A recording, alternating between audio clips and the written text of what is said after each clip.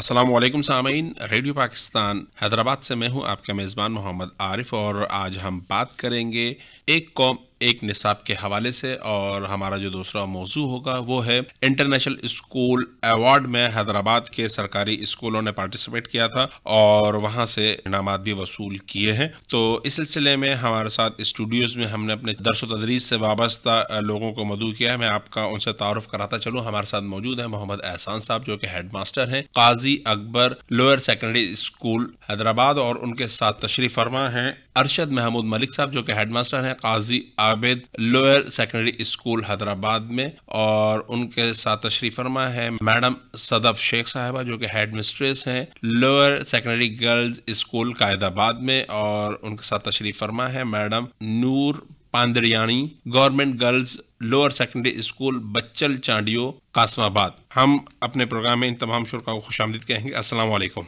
वालेकुम सलाम, बहुत शुक्रिया। हम अपने इस प्रोग्राम का आगाज करते हैं जनाब अरशद महमूद मलिक साहब से। अरशद महमूद मलिक साहब, आप माहिर तालीम हैं और आप क्या कहना चाहेंगे, एक कौम एक निसाब इस वक्त नाफिज हुआ है, आप इस निज़ाम को किस तरह देखते हैं? जी बहुत शुक्रिया सर आरिफ साहब आपका हमें मदऊ करने का। जिस टॉपिक पे आज आप बात करने के लिए हमें बुलाया है ये एक अच्छा टॉपिक है, सिंगल नेशनल करिकुलम, और जो हमारे माशरे के अंदर तबकाती निज़ाम है उसको ख़त्म करने में जो है वो इसे बहुत ज़्यादा मदद मिलेगी।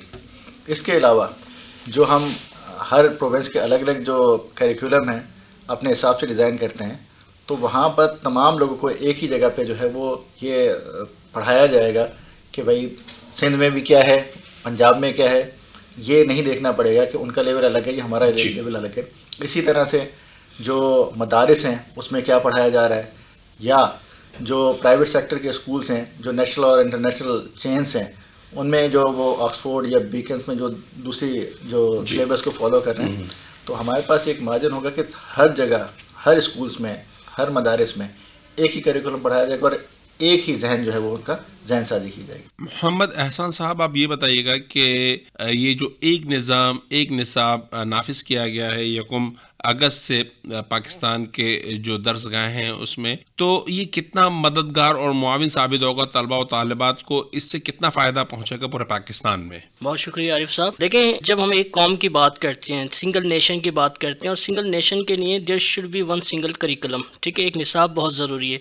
हम देखते हैं हमारे मुल्क पाकिस्तान के अंदर जो तफरीक ये डिवीज़न हुई हुई है, कौमें बटी हुई है इन टर्म ऑफ करिकुलम, तो अगर एक निसाब होता है तो यहाँ पे सबसे बड़ा ये लोअर क्लास अपर क्लास ये सबसे बड़ा मीडिया है और सब एक सिंगल नेशन के अपनी कौम की खिदमत करेंगे। कौमें जब ही बनेगी जब एक सिंगल करिकुलम वो एक ही पेज पे जब आ सकेगी जब हमारे पास एक निसाब होगा। हमारे चारों सूबों में पूरे पाकिस्तान में एक ही निसाब, ये नहीं है कि ये ऑक्सफोर्ड का बच्चा ये कैम्ब्रिज से पढ़ रहा है, ओ लेवल पढ़ रहा है, ए लेवल पढ़ रहा है, सिंध बोर्ड या फेडरल जो भी निसाब पढ़ाया जा रहा है, ठीक है।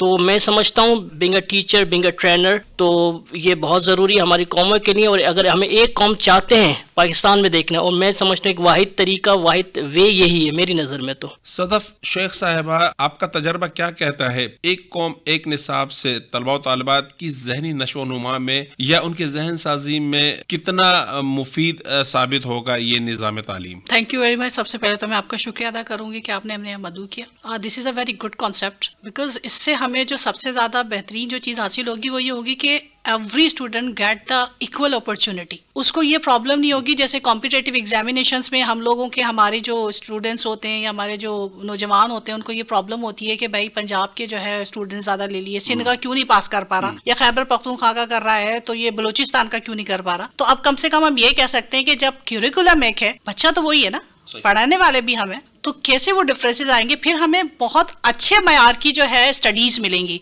वो जो हम कहते हैं ना कि हम अभी जो है अपनी इंटरनेशनल लोगों से जो है काफी पीछे रह गए, तो हमारा वो गैप भी साथ साथ खत्म होगा। हमारे पास उस तरह का जो है स्टूडेंट आएगा और उस तरह की यूथ आएगी जो उस लेवल पर जो है कॉम्पीट कर सकेगी। और इंशाल्लाह मैं समझती हूँ कि आने वाले वक्त में हमारे पास भी अच्छे साइंटिस्ट होंगे। हम लोग दूसरे बाहर मुल्कों से जो है अद्वियात लेने के बजाय अपने मुल्क में जो है खुद उसको बना रहे होंगे। हम दूसरों के जरिए जो है चांद चांद पे जाने के बजाय अपना खुद का जो है चीज़ें बना रहे होंगे और अब खुद क्रिएट करके जा रहे होंगे। तो आई बिलीव कि अगर ये कम्प्लीटली जो है इम्प्लीमेंट हो जाए तो होपफुली हमें बहुत अच्छा रिजल्ट मिलेगा। और ये बहुत देर में आया, ये बहुत पहले आ जाना चाहिए था। नूर पांदड़ियारी साहिबा, आप ये बताएं कि एक कौम एक निसाब से तबकाती निज़ाम के खात्मे में किस तरह मदद देगा ये निज़ाम हमारे मुआशरे से?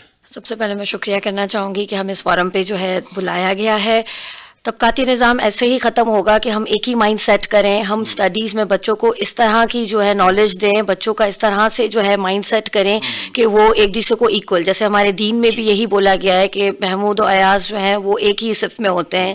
तो हमें भी बच्चों को जो है इस करिकुलम के थ्रू एक इम्प्लीमेंटेशन करवाएं ताकि जो है हर बच्चा अपनी इंडिविजुअलिटी को पहचाने। अरशद महमूद साहब, आपको पता है कि इस वक्त दुनिया ने मिलकर पायदार तरक्की के लिए आलमी गोल्स जो हैं वो बनाए हैं, जिनको SDGs कहा जाता है। 17 गोल्स होते हैं। तो इसी सिलसिले में दुनिया जो है वो करीब आ रही है, तालीमी निज़ाम में भी बेहतरी आ रही है। तो आप हमें बताएं कि जो इंटरनेशनल स्कूल अवार्ड्स के मुख्तलिफ मुकाबले हुए थे उसमें हैदराबाद ने भी हिस्सा लिया है और पोजीशंस भी हासिल की। इसके बारे में हमारे सुनने वालों को बताएं। ISA जैसे कि नाम बताया सबको कि इंटरनेशनल स्कूल अवार्ड जी ब्रिटिश काउंसिल का एक प्रोजेक्ट है जो तकरीबन पिछले कोई 3-4 साल से जो है वो थ्रू आउट जो है वो कंट्री जो है वो चल रहा है, through out the world, even through out world. और उसमें पाकिस्तान में भी 3-4 साल से चल रहा है। इस दफ़ा जब ये अनाउंसमेंट किया गया है जो भी स्कूल जो है वो पार्टिसिपेट करना चाहे तो इसमें कर सकता है। तो पब्लिक सेक्टर से हमारे स्कूल्स, क्योंकि जो है वो IBHM का एक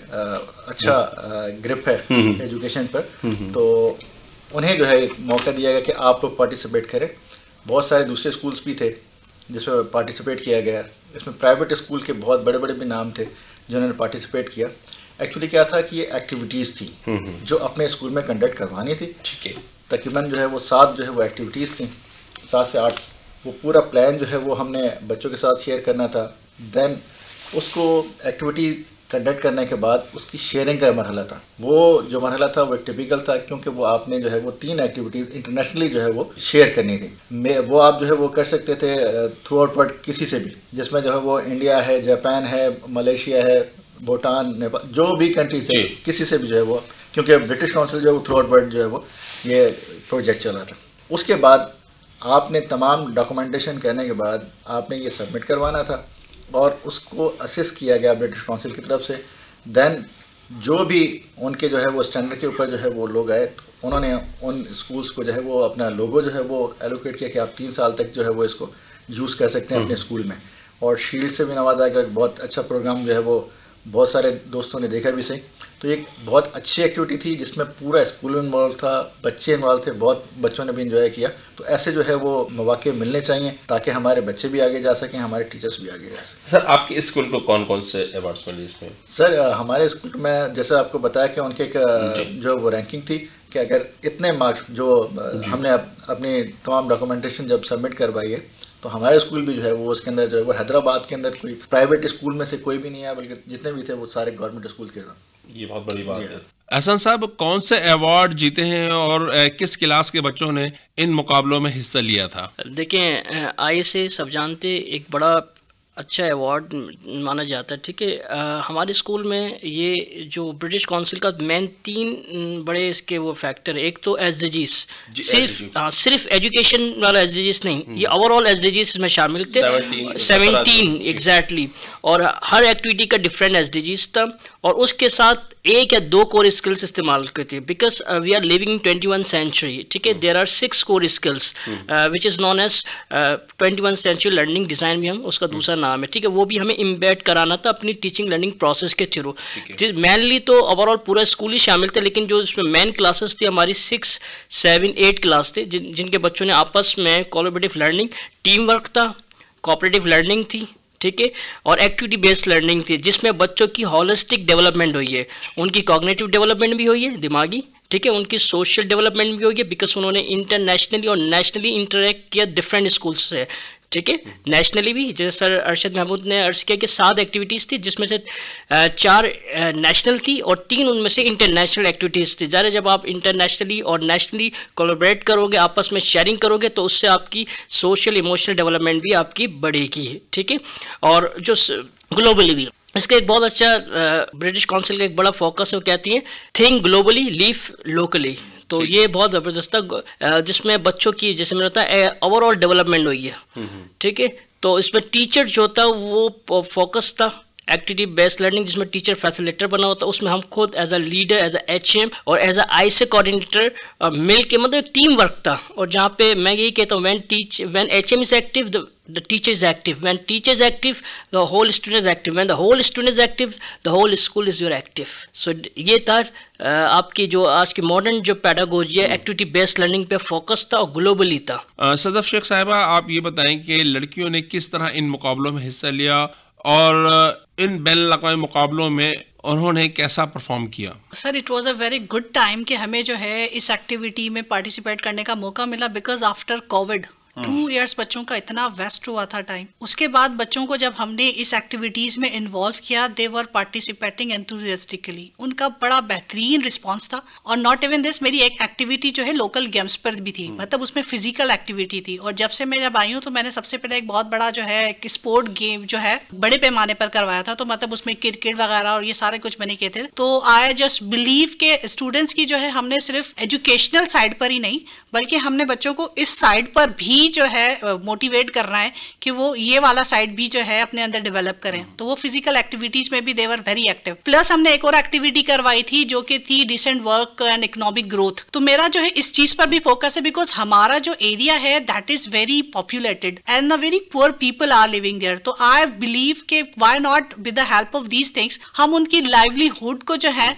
कुछ हेल्प कर सकें, वो हमसे कुछ ऐसी सीख कर जाए कि वो सिर्फ पढ़ाई की हद तक ना हो, वो उनकी लाइफ में उनके फ्यूचर में काम आए।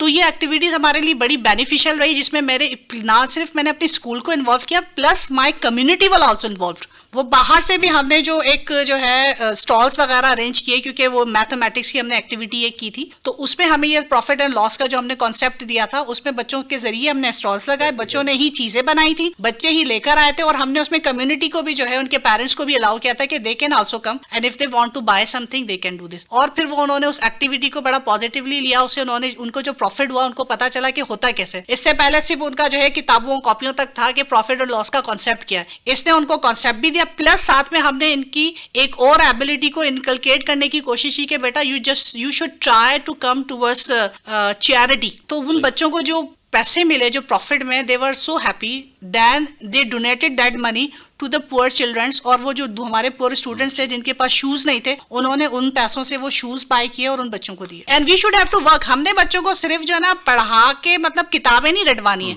हमें उन्हें इस काबिल बनाना है कि वो मुआशरे में जाके खड़े हो सके और चैलेंजेस को फेस कर सके। और ये एक्टिविटी हमारे लिए एक बड़ा अच्छा सोर्स साबित हुई कि हम अपना मैसेज बच्चों को, टीचर्स को और कम्युनिटी तक जो है पहुंचा सके। मैडम नूर, आप ये बताएं कि दुनिया के दीगर ममालिक के तलबा और तालिबात भी इस मुकाबले में शामिल थे, तो हमारे तलबा ने जब इस मुकाबले में हिस्सा लिया, इससे क्या सीखा? जो मैंने ऑब्जर्व किया, जो हमारे स्कूल में देखा गया कि वाकई हम बच्चों ने काफ़ी सीखा।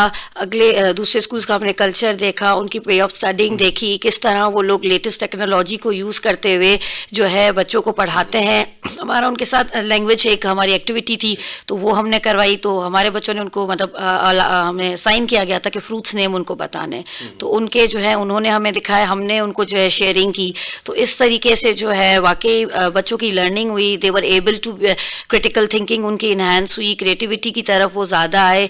तो इट वाज बेनिफिशियल ओवरऑल बच्चों के लिए। Thank you. अरशद मलिक साहब, आप ये बताएं कि क्या फ़र्क पाया इन मुकाबलों में हमारे और दीगर ममालिक के बच्चों में? अब तक यानी ये इस एक्टिविटी से पहले तक जो है वो शायद हम लोग ये समझ रहे थे कि हम बहुत पीछे हैं। सही। लेकिन ये जो एक्टिविटीज़ हमने कंडक्ट करवाई हैं ISA की, इसके बाद आप सारे दोस्त भी मुझसे मुत्तफिक होंगे कि रिसोर्सेज की कमी है हमारे पास।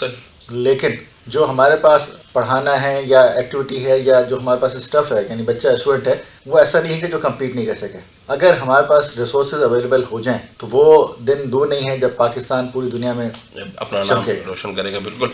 एहसान साहब, आप ये बताएं कि मुल्क का जो तालीमी निज़ाम है ये किस जानिब गामजन है, और मौजूदा हुकूमत ने जिस तरह से एक कौम एक निसाब का इजरा किया है और मुख्तलिफ तालीम के मैदान में मुख्तलिफ इक़दाम किए जा रहे हैं, तो आप इसका मुस्तकबिल किस तरह से देखते हैं? देखें आरिफ साहब, अगर हम ओवरऑल पाकिस्तान के एजुकेशन सिस्टम के बात करें, आप देख सकते हैं हमारे पास बहुत डिफरेंट सिस्टम है, एजुकेशन सिस्टम, ठीक है, पहले भी इस पे बात हो चुकी है।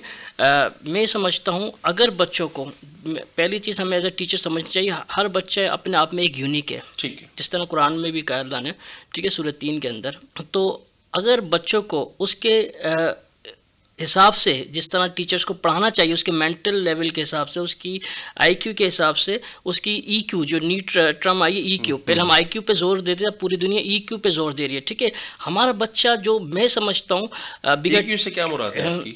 ई के इमोशनल क्वेश्चन होता है, ठीक है, पहले आईक्यू, अब इमोशन। अब दुनिया की रिसर्च ये कहती है अगर बच्चे का ईक्यू अच्छा है, वो इमोशनली स्ट्रांग है, वो बहुत सारे क्राइसिस फेस कर सकता है, फ्यूचर के चैलेंजेस को ओवरकम कर सकता है, ठीक है। तो हम एज अ टीचर, मैंने जो देखा है ओवरऑल, ये देखा हमारा बच्चा में टैलेंट तो है, लेकिन वो कहीं ना कहीं प्लेटफॉर्म पे आके उसको कॉन्फिडेंस की कमी आ जाती है, उसको इनसिक्योरिटी फील होती है। ये मैंने बोल दिया, दूसरे ममालिक के साथ में डर, एक डर का जो फोबिया है, ठीक है, एक डर का खौफ, इन टर्म ऑफ कैसे बच्चों को पता होता मैंने बोलना क्या, लेकिन वो नहीं बोल पाता, वो प्रेजेंटेशन अच्छी नहीं दे पाता। तो इस डर के फोबिया को जब भी हमने ख़त्म होगा, जब हम बच्चों को उसकी ईक्यू पे काम करेंगे, आईक्यू के साथ प्लस ईक्यू पे, न्यू टर्म में आपको बता रहा हूँ, ठीक है, और बहुत पूरी दुनिया इस पे काम करे। ये बच्चा मेंटली, फिजिकली, इमोशनली स्ट्रांग होगा तो वो कोई भी क्राइसिस है, ग्लोबल इश्यूज है, वो आराम से फेस कर सकता है। बस कंडीशन इस चीज़ की है, ज़रूरत इस चीज़ की है, जो टीचर है, जो असातिज़ा जो पढ़ा रहे हैं,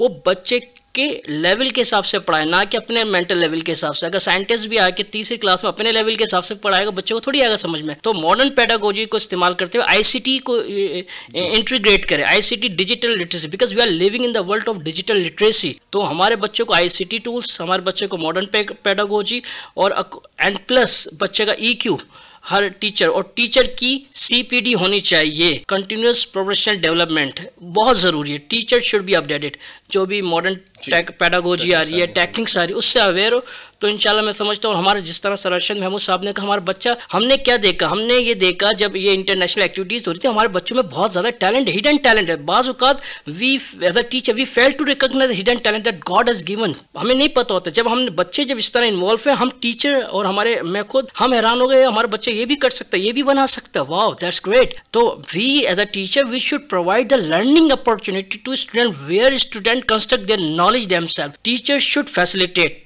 टीचर शुड गाइड, उसको इनहेंस, ताकि मोटिवेट, इससे कॉन्फिडेंस भी आएगा, बिलीव सिस्टम बच्चे का स्ट्रांग होगा। When your believe system is strong, तो फिर बच्चा कोई भी चैलेंज को फेस कर सकता है इन फ्यूचर इंशाल्लाह। मैडम सदफ, ये बताइएगा कि लड़कियों में एतमाद की कमी होती है पाकिस्तान में, तो उनके एतमाद को हम किस तरह बढ़ा सकते हैं? कॉन्फिडेंस की कमी की वजह है एनवायरनमेंट, उनका घरेलू माहौल। क्योंकि मैं समझती हूँ कि आज तक अगर आपने, हम पाकिस्तान में या पाकिस्तान से बाहर भी अगर आप देखेंगे कि अगर लड़की ने प्रोग्रेस किए ना, उसके पीछे उसका बाप या उसका भाई होगा या उसकी माँ होगी। जब तक उसे घर से ये चीज़ प्रोवाइड नहीं होगी, she will not be able to face the challenge of the world.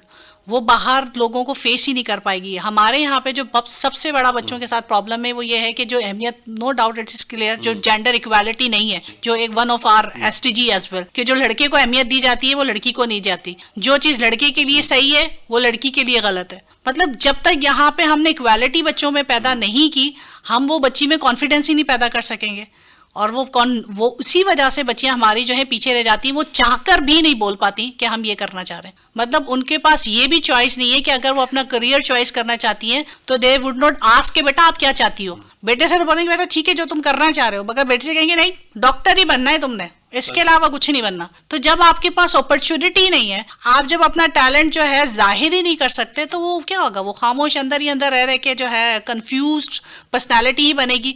और एक कंफ्यूज पर्सनालिटी वाली बंदी जो है एक माँ उसी तरह की फिर माशरे को जन्म देगी। और मैं समझती हूँ कि हमारे माशरे में ये प्रॉब्लम है। हाँ, एटलीस्ट कॉन्फिडेंस दें कि वो जो करना चाहती है वो करें, उन्हें बताएं कि सही क्या है बेटा और गलत क्या है, आप इतने लिमिट्स तक में आपके लिए चीजें ठीक है, तो वो उसको फॉलो करेंगी, क्यों नहीं करेंगी। मैडम नूर पांदियानी साहिबा, आप ये बताएं कि हुकूमत ने तो अपना काम कर दिया, एक निज़ाम दे दिया है, दुनिया के साथ हम कॉम्पीट भी कर रहे हैं, सिस्टम भी है, आप जैसे होनहार असातिज़ा जो है वो हुकूमत ने भर्ती भी किए हैं, एक निज़ाम भी दिया जा रहा है। तो तालीम की बेहतरी में मुआशरे को और बेहतर बनाने के लिए वालिदैन का क्या किरदार होना चाहिए, आप इस हवाले से क्या कहेंगी? जहाँ तक मैं समझती हूँ वालिदैन का जो है वाकई बहुत इंपॉर्टेंट रोल होता है एक बच्चे की लाइफ में। इवन स्कूल सिर्फ खाली कुछ नहीं कर सकता है, स्कूल एक ट्राइंगल होता है, स्कूल पेरेंट प्लस चाइल्ड, तो वालिदैन ने बहुत पॉजिटिव रोल प्ले करना होता है अपने बच्चे की स्टडीज़ का उनको, हम जैसे हमारे यहाँ स्कूल्स में PTMs होती हैं, पेरेंट्स टीचर मीटिंग हम लोग रखते हैं ताकि बच्चों को जो है एकेडमिकली उन पेरेंट्स को अवेयर किया जाए कि आपका बच्चा किस लेवल पे स्टैंड करता है। तो पेरेंट्स का रोल होगा तो वो बच्चा वाकई जो है एक कामयाब इंसान निकलेगा। हाँ जी, इसी बात पर हम अपने प्रोग्राम का अख्तिताम करेंगे कि वालिदैन को खासकर अपने बच्चों पर तवज्जो देनी चाहिए, क्योंकि हुकूमत और जो इंतज़ामिया है वो अपना काम कर चुकी है, अच्छे असातिज़ा जो हैं वो अपॉइंट किए गए हैं और अब वो दुनिया के साथ मिलकर हम अपने बच्चों को तालीम और तरबियत दे रहे हैं। मैं अपने शुरा का एक बार फिर तहे दिल से मशकूर हूँ कि वो हमारे इस प्रोग्राम में तशरीफ़ लाए। मोहतरम मोहम्मद एहसान साहब, अरशद महमूद मलिक साहब, सदफ शेख साहिबा और मैडम नूर पांदियानी साहिबा, आपकी आमद का बहुत शुक्र है कि आपने हमारे इस प्रोग्राम में शिरकत की। इसी के साथ ही अपने मेज़बान मोहम्मद आरिफ को इजाज़त दीजिए। अल्लाह हाफिज़।